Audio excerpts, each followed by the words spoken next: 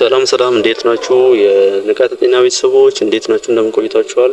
ዛሬ የምናየው እጅግ አሳሳቢ የሆነ ስለመጣው ብዙ ሰዎችን ለሞት እየደረገ ያለው የጸረ ተዋሲያን መድኃኒት መላመድ። ኦኬ፣ ጸረ ተዋሲያን ብዙ መድኃኒቶችን እየተላመዱ ብዙ መድኃኒቶች ከጥቅም ውጭ እንዲሆኑ ሆኗል። ብዙ ሰዎች እየሞቱ ነው። አሁን ላይ ባለው መረጃ በአመት እስከ 5 ሚሊዮን የሚሆኑ ሰዎች በጸረ ተዋሲያን መድኃኒት መላመድ ብቻ ይሞታሉ። በጣም ከፍተኛ ቁጥር ነው 5 ሚሊዮን ማለት ነው። እንግዲህ አስቡት፣ በአንድ አመት ውስጥ በሚሊዮን የሚቆጠሩ ሰዎች ህይወታቸው ያልፋል የጸረ ተዋሲያን መድኃኒትን በመላመድ። ምን ያህል ከፍተኛ አደጋ እንደሆነ መገመት እንችላለን። የጸረ ተዋሲያን መድኃኒት መላመድ በምክንያት ይከሰታል የሚለውን እኔና መንስኤዎቹን ካየን በኋላ ቀጣይ ደግሞ እንዴት ነው የሚላመዱት እነዚህ ጸረ ተዋሲያን የሚለውን እናያለን። እስከ መጨረሻው አብራችሁን ቆዩ። አዲስ ከሆናችሁ ሰብስክራይብ ማድረግ አትርሱ። እንዲሁም ደግሞ ለቻናሉ አዲስ ከሆናችሁ ሰብስክራይብ አድርጉ፣ ሼር በማድረግ ላይክን በማድረግ ለሌሎች እንዲደርስ አድርጉ። እስከ መጨረሻው ቆዩ።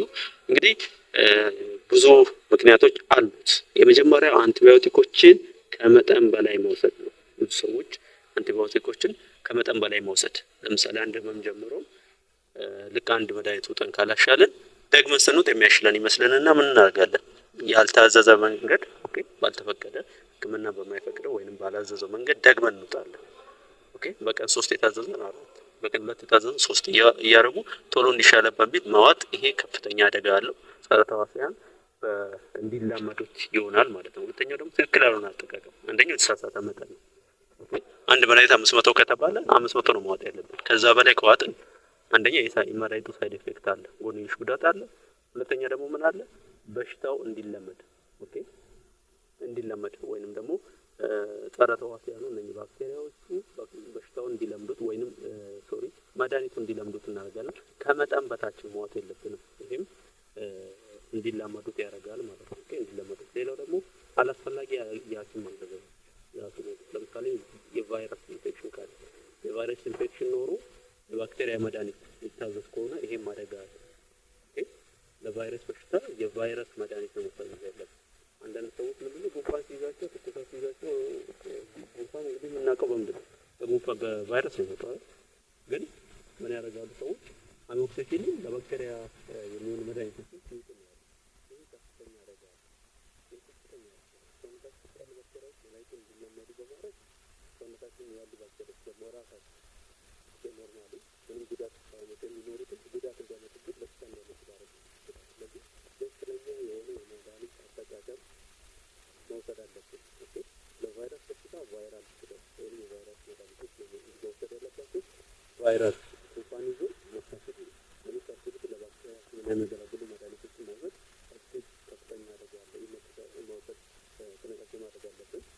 ይህ አንዱ ዋነኛ መንስኤ ነው ተብሎ ይታሰባል ባክቴሪያዎች መድኃኒቶች እንዲላመዱ የሚያደርግ። ሌላው ደግሞ ደካማ የኢንፌክሽን ቁጥጥር እና የስኳር ስርጭት፣ በተለይ ሜሶቶሚያል ኢንፌክሽን የሚባሉ በሆስፒታል ላይ ከአንድ ሰው ወደ አንድ ሰው የሚተላለፉ በሽታዎች ብዙ ጊዜ ድረግ ሬዚስታንት ነው። ምክንያቱም እዛ የሚገኙ ባክቴሪያዎች ሆስፒታል ላይ ብዙ ጊዜ የሚሰራጩ ባክቴሪያዎች ለመድኃኒቶች ኤክስፖዝድ ነው። ብዙ መድኃኒቶች ትሪትመንት ተወስዶባቸው ሬዚስት ያደርጉ ነው። ኖሶኮሚያል ኢንፌክሽን ወይንም የሆስፒታል ውስጥ የሚካሄድ ሆስፒታል ውስጥ የሚፈጠር የሚከሰት የባክቴሪያዎች ስርጭት እጅግ ከፍተኛ አደጋ ይደቅናል። ስለዚህ ኢንፌክሽን ቁጥጥር ጠንካራ ካላደረግን፣ ደካማ ኢንፌክሽን ቁጥጥር ካለ ለባክቴሪያዎች የመድኃኒት መላመድ በመዳረግ ከፍተኛ አደጋ ሊደረግ ይችላል። ሌላው ደግሞ ዝቅተኛ ጥራት ያላቸው መድኃኒቶች። አንዳንድ ሰዎች ርካሽ በሚል ጥራታቸው እየተጓደለ በቂ ኢንግሬዲየንት የሌላቸው ወይም በቂ አክቲቭ ኬሚካል ትክክለኛ አንድ መድኃኒት ውስጥ ትክክለኛ መጠን የሌለውን አርቲፊሻል የተመረተ ወይንም ዝቅ ባለ የጥራት ደረጃ የተመረተ መድኃኒት ለርካሽ ስለሆነ ብቻ ሲወስዱ ይታያል። ይሄ ደግሞ እጅግ አደገኛ ነው። ጥራት የሌለው መድኃኒት መውሰድም ውስጣችን ያሉ ባክቴሪያዎች ይህ መድኃኒት እንዲላመድ በማድረግ ትክክለኛ ጥራት ያላቸውንም ስንወስድ በሽታው እንዳይተወን የበሽታው የባክቴሪያዎችም ስርጭት የጸረ ተዋሲያኑን ስርጭት እንዳይቆጣጠር በማድረግ እጅግ ከፍተኛ አደጋ ሊያመጡ ይችላሉ ማለት ነው። እንዲሁም ደግሞ ማስተዋወቅ በግብርና ውስጥ መጠቀም ግብርና ውስጥ መጠቀም እጅግ አደገኛ ነው። አካባቢው ላይ ያሉ ባክቴሪያዎች ይሄ መድኃኒት እንዲለመዱ የማድረግ ጸባይ ስላሉ፣ ለምሳሌ አሁን ይሄ መድኃኒቱና አሞክሲሲሊን ዱቄት መልክ ያላቸውም አካባቢ ላይ መበተን፣ እንደ ቆሻሻ መጣያ ውስጥ መጣል እጅግ አደገኛ ነው። ስለዚህ መከላከል አለብን። ይሄ መቆጣጠር አለብን። መድኃኒቶችን ባገኘንበት ቦታ ማንጠቀማቸውም ቢሆን ኤክስፓየር ቢያደርጉም ዝም ብለን አካባቢ ላይ መድኃኒቶችን መጣል የለብንም። ኦኬ ወይ ማቃጠልና ማጥፋት ነው እንጂ መድኃኒቶችን በአካባቢ ላይ ከጣልን ምን ይሆናሉ? እነኛ መድኃኒቶች በውሃ ታጥበው ወደ ወንዝ ይገባሉ። ወንዝ አካባቢ ያሉ ባክቴሪያዎች ብዙ ጊዜ በእነኛ ኤክስፖዝድ ሲሆኑ ሲጋለጡ ይላመዷቸዋል። ስለዚህ ከዛ አካባቢ የሚገኝ ባክቴሪያ እኛን ካጠቃ በዛ መድኃኒት መከላከል አንችልም ወይንም ማጥፋት አንችልም። ስለዚህ አካባቢ ላይ እንደ ቆሻሻ ብዙ ጊዜ መድኃኒቶች ሲጣል እናያለን። ይሄ በጣም አደገኛ ነው። ለህብረተሰብ ጤና እጅግ ከፍተኛ አደጋ ስለሆነ ክሊኒኮች፣ ሆስፒታሎች ኤክስፓየር ያደረጉ ጥቅም ጊዜያቸው ያለፈባቸው መድኃኒቶች በተገኘበት ቦታ በቆሻሻ መጣያ ከሌሎች ቆሻሻዎች ጋር መጣል እጅግ በፍጹም የለባቸውም። ይሄ በጣም አደገኛ ነገር ስለሆነ መንስኤዎቹ እነኚህ ናቸው ማለት ነው። እንዴት ነው ለመሆኑ የሚቋቋሙት? እንዴት ነው የሚቋቋሙት እነኚህ ባክቴሪያዎች? ምን አድርገው ነው የሚለውን እናያለን። አንደኛው ኢንዛይም በማምረት ነው። መድኃኒቱን የሚያጠፋ ኢንዛይም ማምረት ይጀምራሉ። በተለይ አሁን ቤታ ላክታሜዝ ፔንሲሊን ይሰብራል። ለምሳሌ አሁን ፔንሲሊን የሚባለው የመጀመሪያው አንቲባዮቲክ ነው። እንግዲህ በ20ኛው ክፍለ ዘመን አጋማሽ ላይ የተገኘው ማለት ነው። የመጀመሪያው አንቲባዮቲክ ብዙ በሽታዎችን ብዙ የባክቴሪያ በሽታዎችን ይከላከል ነበር፣ ያጠፋ ነበር። ነገር ግን ምን ሆነ? ባክቴሪያዎች ለዚህ ፔንሲሊን ባልሆነ አጠቃቀም ወይንም ተገቢ ባልሆነ አጠቃቀም የተነሳ ባክቴሪያዎች ምን ማድረግ ጀመሩ? ኢንዛይም ወይንም ኢንዛይም የሚባለው ፈሳሽ ማምረት ጀመሩ። ቤታ ላክታሜዝ የሚባለውን ኢንዛይም ማምረት ጀመሩ ማለት ነው። የቤታ ላክታሜዝ እየሄደ ምንድን ነው የሚያደርገው? ቤታ ላክታም ድረግ ነው የሚባለው። ፔንሲሊን፣ አምፒሲሊን፣ ሞክሲሲሊን የሚባሉት ቤታ ላክታም የሚባለው ኢንግሪዲየንት ወይንም ኬሚካል ያላቸው ናቸው። ይህ ኢንዛይም ደግሞ ምን ያደርጋል? ባክቴሪያዎች የሚያመርቱት ይሄም ቤታ ላክታም የሚባለውን የመግደል ጸባይ ያለውን ጸረ ባክቴሪያ ጸባይ ያለውን ኢንግሪዲየንት ምን ያደርጉታል? ያጠፉታል። ኦኬ።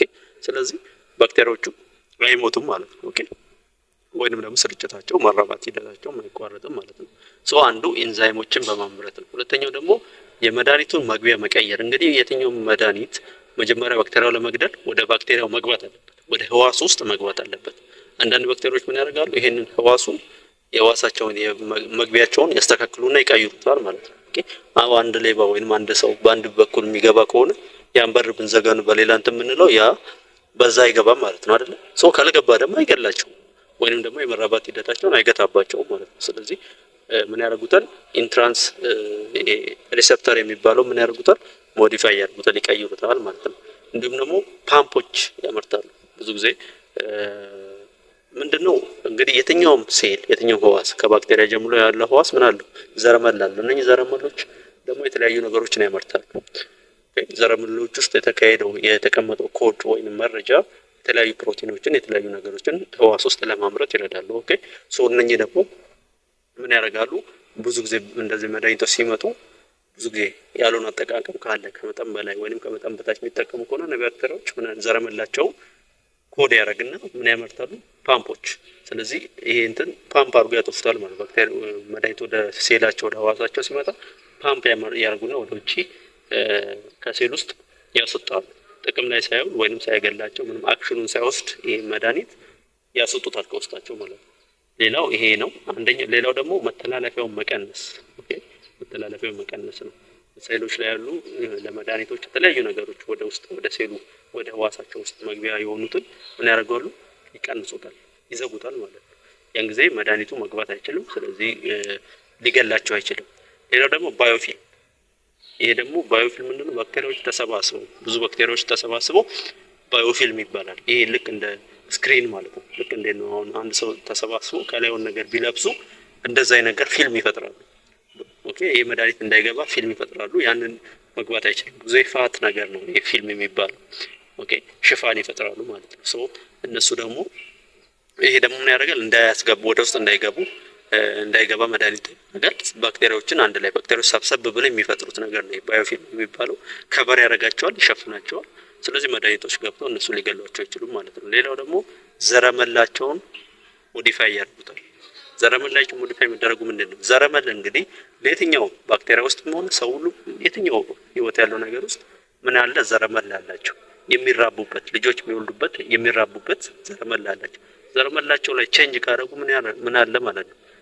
እነኚህን መድኃኒቶች ወደ እነሱ እንዳይገቡና አክሽን እንዳይወስዱ ወይንም ጥቃት እንዳይፈጽሙባቸው ምን አዳዲስ ነገሮችን ያመርታሉ። ቅድም እንደነገርኳችሁ ባዮፊልም ለማምረት አዳዲስ ኢንዛይሞችን በመምረጥ የሚመጡ መድኃኒቶችን ለመቋቋም የሚረዳቸውን የዘረመል ለውጥ ያደርጋሉ። ያ ደግሞ የተለያዩ ነገሮችን በማድረግ ይከላከልላቸዋል ማለት ነው።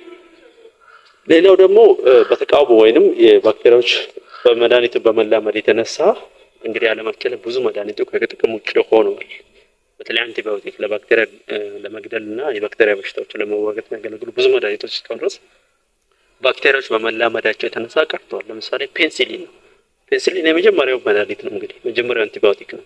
ኦኬ አሌክሳንደር ፍሌሚንግ የሚባለው ሰው ያገኘው ፔንሲለም ኖታቶም ከሚባለው ፈንገስ የፈንገስ ዝርያ የተገኘ መድኃኒት ነው። ብዙ ኢንፌክሽኖችን አድኗል። በጣም ብዙ ሰዎች በቀላሉ ይሞቱባቸው የነበሩትን ከእሱ መገኘት በፊት የሚሞቱባቸው የነበሩትን ብዙ ህመሞች አድኗል መድኃኒት ፔንሲሊን። ነገር ግን አሁን ላይ ጥቅም ላይ አላለም። ምክንያቱም ብዙ ባክቴሪያዎች ተላምደውታል። አሁን ላይ አናገኘውም ገበያ ላይ። ምክንያቱም ብዙ መድኃኒቶች ብዙ ባክቴሪያዎች ስለለመዱት ፔንሲሊን እንግዲህ ብዙ ባክቴሪያዎች አሁን ላይ ይቋቋሙታል። ሌላው አምፒሲሊን ነው። ከአምፒሲሊን ቀጥሎ አምፒሲሊን የመጣው በተለይ አሁን ኤሼሻኮላ የሚባለው ብዙ ኢንፌክሽኖችን የሚያመጣው ባክቴሪያ ተላምዶታል። እንደዚህ ለምሳሌ የሆድ ህመም፣ ተቅማጥ እንዲሁም ነው የሽንት እና የሽንት ቱቦ ኢንፌክሽን፣ የኩላሊት ኢንፌክሽን የሚያመጣ ነው ይሄ ባክቴሪያ ኤሼሻኮላ የሚባለው ኢኮላይ ማለት ነው። ሶ ኢኮላይ አሁን ይሄን አምፒሲሊን ስለተቋቋመ ብዙ ጊዜ እንግዲህ ለሽንት ቱቦ ወይንም የሽንት የቧንቧ ኢንፌክሽን፣ ኩላሊት ኢንፌክሽን ብዙ ጊዜ አይታዘዝም አምፒሲሊን፣ ምክንያቱም ብዙ ባክቴሪያዎች ተላምደውታል። ሌላው ቴትራሳይክሊን ነው። ቴትራሳይክሊንም በሆነ አንድ ጊዜ ላይ በጣም ታዋቂ ሆኖ ነበር። አሁን ግን ብዙ የለም፣ ገበያም ላይ ብዙ አናገኝም። ምክንያቱም አብዛኞቹ ባክቴሪያዎች ተላመዱት ባልሆነ አጠቃቀም የተነሳ ብዙ ባክቴሪያዎች ተላመዱት መጥተዋል። ሌላው ክሎራምፌኒኮል የሚባለው ክሎራምፌኒኮል እንግዲህ ተላምደውታል። በተለይ ደግሞ እሱ የመርዛማነት ጸባይ ያለው የመርዛማነት ጉዳት ቶክሲሲቲ ኬዝ አለው። እንግዲህ ሁሉም መድኃኒት የመርዛማነት ጸባይ ያለው፣ ነገር ግን ክሎራምፌኒኮል ከፍ ያለ የመርዛማነት ጸባይ ያለው። በዛ ላይ ደግሞ ምን አለ ብዙ ባክቴሪያዎችን ስለተቋቋመ ክሎራምፌኒኮልም ምን አለው ብዙ ጥቅም ላይ አይውልም በዚህ ሰዓት። ሌላው ሳልፎናማይድስ የሚባለው ነው። ይሄም ብዙ መድኃኒቶች ብዙ ባክቴሪያዎች ተላምደውታል። ስትሪፕቶማይሲን የምትባለው መድኃኒት ብዙ ጊዜ ሳምባ ነቀርሳ ላይ ጥቅም ላይ የሚውል ነበር። ሳምባ ቲቢ ማለት ቱበርኩሎስ ቲቢ ላይ በጣም ጥቅም ላይ የሚውል ነበር። አሁን እየተላመዱት መጥተዋል። ማይኮባክቴሪያ የሚባለው ቲቢ አምጪው ባክቴሪያም ተላምዶታል። ስለዚህ አሁንም ስትሪፕቶማይሲን የሚባለው የጸረ ተዋሳን መድኃኒት ብዙ ጥቅም ላይ የለም። እነኚህ ዋነኞቹ እንግዲህ ሌሎች መድኃኒቶች ብለው እነኚህ ግን ብዙ ጊዜ ከጥቅም ውጪ እየሆኑ ያሉ ብዙ መድኃኒቶች ብዙ ባክቴሪያዎች እየተላመዷቸው ሆነዋል ማለት ነው። ኦኬ ማለት ነው። እንግዲህ ካልተቋቋም ነው ይሄንን ካልተከላከል የባክቴሪያዎች የጸረ ተዋሳን መላመድ ምን ሊያመጣ ይችላል ስንል አንዱ ሕክምና ለማሳካት ነው እንደምናውቀው። ታክሞ ለመዳን ነው ማለት ነው። ምክንያቱም ውጤት ካላመጡ እንግዲህ ታክሞ ለመዳን ይከብዳል። ሌላው ደግሞ የተለመዱ ኢንፌክሽኖች ወይንም የማይቻል ሆነው ለመዳን የማይቻል ሆናሉ። የተለመዱ በትንንሽ መድኃኒቶች በቀላሉ ትሪት አድርገን ልንከላከላቸው እንዲሁ ልናጠፋቸው የምንችሉ ኢንፌክሽኖች ከፍተኛ ጉዳት ሊያመጡብን እስከ ሞት ሊደርሱብን ይችላሉ። ኦኬ መድኃኒቱ ካልሰራ ምንም ጥቅም ስለሌለው። ሌላው ደግሞ የሞት መጠን ይጨምራል። እንግዲህ እንዳልኳችሁ አሁን ላይ በአመት እስከ 5 ሚሊዮን ሰው በጸረ ተዋሲያን መድኃኒት ባክቴሪያዎች በመልመዳቸው የተነሳ ይሞታል። እንግዲህ ይሄ 5 ሚሊዮን ሰው ሊድን የሚችል ነው። ነገር ግን መድኃኒቱንም አግኝቶ እንግዲህ ለሞት የሚበቃ ሰው ማለት በጣም አስቸጋሪ ነው መድኃኒቱ እያለ። ምክንያቱም ግን መድኃኒቱ ምን ሆኗል ከጥቅም ውጭ ሆነ ብዙ ባክቴሪያዎች ስለለመዱት። ስለዚህ ሞት መጠን መጨመር ነው። ለምሳሌ ሳምባ ነቀርሳ እንደ ቲቢ ያሉ ሴፕሲስ የሳምባ ምች ወይንም ኒሞኒያ ያሉ በሽታዎች ብዙ ሰዎችን ገለዋል በምክንያት እነኚህ ባክቴሪያዎች መድኃኒቶችን በመላመዳቸው። ሌላው ደግሞ ረጅም ህመምና የሆስፒታል ቆይታ ናቸው። የታወቀ ነው እንግዲህ የሆስፒታል ቆይታም ይጨምራል። በቀላሉ ሰው ድኖ ሊወጣ የሚችለው በመድኃኒቶቹ ከጥቅም ውጭ በመሆን በመላመዳቸው ምክንያት ምን ይሆናል ለረጅም ሰዓት ሆስፒታል ሊቆይ ይችላል። ሌላው ደግሞ ከፍተኛ ህክምና ወጪ ነው። ብዙ ሰው ህክምና ቦታ ላይ ረጅም ጊዜ ቆየ ማለት ወጪውም እንደዛው ጨመረ ማለት ነው። እንዲሁም ደግሞ የተከላካይ ኢንፌክሽኖች መስፋፋት፣ ባክቴሪያዎች በሆስፒታሎችና ማህበረሰቦች መሰራጨትን ያመጣል። ይህም ከፍተኛ አደጋ በተለይ እንደ ማህበረሰባዊ ጤና በከፍተኛ ሁኔታ የሚጎዳ ነው። እንዲሁም ደግሞ ለመቆጣጠር አስቸጋሪ ወደ ሆኑ ወረርሽኞች ያመራል።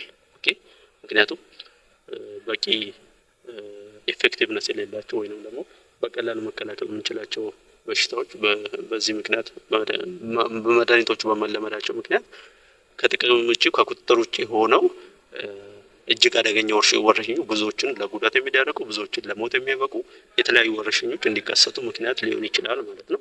ስለዚህ እጅግ ከፍተኛ ጉዳት አለው በግለሰብ ጤናም እንዲሁም በአጠቃላይ በሀገር በማህበረሰብ ጤና በኢኮኖሚ ላይ በስነ ልቦናም ጭምር እጅግ ከፍተኛ ጉዳት ሊያመጡ የሚችሉ ነገሮች ኬዝ ነው ማለት ነው። ይሄ የጸረ ተዋሲያን መድኃኒት ለመላመድ ምክንያት ማለት ነው። እንዴት እንከላከል? እንዴት እንከላከል? መንስኤዎቹን አይተናል። እንዲሁም የመከላከል ሁኔታው ወይንም ደግሞ የመላመድ ሁኔታው በምን እንደሚከሰት አይተናል። እንዴት ነው ማድረግ ያለብን? ይሄን ለመቋቋም አንደኛው አስፈላጊ በሚሆንበት ጊዜ ብቻ አንቲባዮቲኮችን መጠቀም፣ በተለይ ይሄ ለባክቴሪያ ለሳምባ ምች ለቲቢ የሚባሉ መድኃኒቶችን በተለይ ደግሞ አሁን ሁላችን ለመለዋለን እነ አምፒሲሊን እነ ቴትራሳይክሊን እንዲሁም ደግሞ እነ አሞክሲሲሊን እነኚህ መድኃኒቶች ማወቅ ያለብን ነገር ማስታገሻ አይደሉም። ብዙ ጊዜ አሞክሲሲሊን ብዙዎቻችን ለማስታገሻ ስንጠቀም እንታያለን። ትንሽ እግራችንን ካመመ ወገብ ካመመ አሞክሲሲሊን ይሄ አሞክሲሲሊን ማወቅ ያለብን ነገር ለባክቴሪያዎች ሕክምና የሚያገለግል ነው እንጂ ለወገብ ህመም ለምን ብርድ ምናምን በሚል መውሰድ የለብንም። ለጊዜው ያሻለን ይመስለናል አንዱ ቀን። ይሄ ግን የቆየ ሲሄድ ምን ይሆናል? ባክቴሪያዎች መድኃኒቱን እንዲለመዱ በማድረግ ከፍተኛ አደጋ ሊያመጣ ይችላል። ነገ ትልቅ ይሄ መድኃኒት የሚያስፈልገው በሽታ የባክቴሪያ በሽታ ቢይዘን ይሄ መድኃኒት ላያድነን ይችላል። ምክንያቱም ኦልሬዲ ምን እያደረግን ነው? ሰውነታችን ውስጥ ያሉ ባክቴሪያዎችን እያስለመድናቸው ነው ይሄ መድኃኒት። ስለዚህ ይሄንን ከፍተኛ ጥንቃቄ ማድረግ አለብን። አስፈላጊ ካልሆነ መድኃኒቶችን ከመውሰድ መቆጠብ፣ በተለይ የባክቴሪያ መድኃኒቶችን። ሌላው የታዘዘ መድኃኒት በአግባቡ ማጠናቀቅ። ብዙዎቻችን የተለመደው ነገር ምንድነው? አንዱ ለቀንድ መድኃኒት እንወስድና ሳምንት መውሰድ የነበረብንን ልክ ሲሻለን ማቆም። ይሄ እጅግ አደገኛ ነው። ይሄም እጅግ አደገኛ ነው። ሌላው ደግሞ ከመውሰዳችን በፊት ትክክለኛ ምርመራ ማድረግ አለብን። ምክንያቱም አንዳንድ ጊዜ በቫይረስ የመጣም በሽታ በባክቴሪያ ነው ብለን በቂ ምርመራ ሳናደርግ የባክቴሪያ መድኃኒት ከወሰድን ውስጣችን ያሉ ባክቴሪያዎችን ይህ መድኃኒት ባላስፈላጊ ሁኔታ እያለመናቸው እንመጣለን እንዲላመዱ እና ነገ ደግሞ የባክቴሪያዎች ህመም ሲመጣ ደግሞ ይሄ መድኃኒት እንዳይሰራ እናደርገዋለን ማለት ነው። ስለዚህ ያለ ምርመራ ምንም አይነት መድኃኒት መውሰድ የለብንም። እንዲሁም ደግሞ የኢንፌክሽን መከላከል ሁኔታችንን ማሻሻል፣ ንጽህና መጀመሪያ። እንግዲህ ሀገራችን የጤና ሁኔታ ምንድነው? የጤና ስትራቴጂ መከላከልን ያስቀደማል። ኢንፌክሽኖች ከመፈጠራቸው በፊት በተቻለ መጠን ንጽህና በመጠበቅ መከላከል አስፈላጊ ነው። እንዲሁም ደግሞ ክትባት እንግዲህ ብዙ በሽታዎችን አጥፍቷል። ክትባቱን በጊዜ መጠቀም ኢንፌክሽኖች እንዳይከሰቱ ከዛ ጋር ተያይዘው የሚመጣውን ደግሞ የኢንፌክሽን አምጪ ባክቴሪያዎች የመድኃኒቶችን መላመድ እንዳይከሰት ያደርጋል። ክትባት ልጆችን በጊዜ በወቅቱ እድሜያቸው ሳያልፍ ሁሉንም ክትባት ማስከተብ አስፈላጊ ነው ለወደፊት ጤናቸው። እንዲሁም ደግሞ የመድኃኒት ጥራት ቁጥጥር ማጠናከር ነው። ይሄ መንግስት እና የጤና ተቋማት የጤና ፖሊሲ እንትኖች አዘጋጆች እንዲሁም ደግሞ የጤና አስተዳዳሪዎች ማድረግ ያለባቸው ነገር ነው። መድኃኒት ጥራትን መቆጣጠር፣ ሁሉም መድኃኒት በተፈለገ ቦታ እንዲውልና አስፈላጊ ለሆነ ብቻ አላማ እንዲውል ማድረግ ይኖርባቸዋል። እንዲሁም ደግሞ ሕክምና ፕሮግራሞችን ማስታወቅ፣ አንቲባዮቲክ ሕክምና ፕሮግራሞችን ለህዝብ ማስታወቅ አስፈላጊ ነው። ስለዚህ ይሄ የጸረ ተዋሲያን መድኃኒት መላመድ ለመከላከል የህዝብም የግለሰብም የመንግስትም ኃላፊነት ነው ማለት ነው። ምክንያቱም ከመጣ ሁሉም የሚጎዳ ማህበረሰብ ጎዳ ማለት የመንግስትንም ጎዳ ማለት ነው።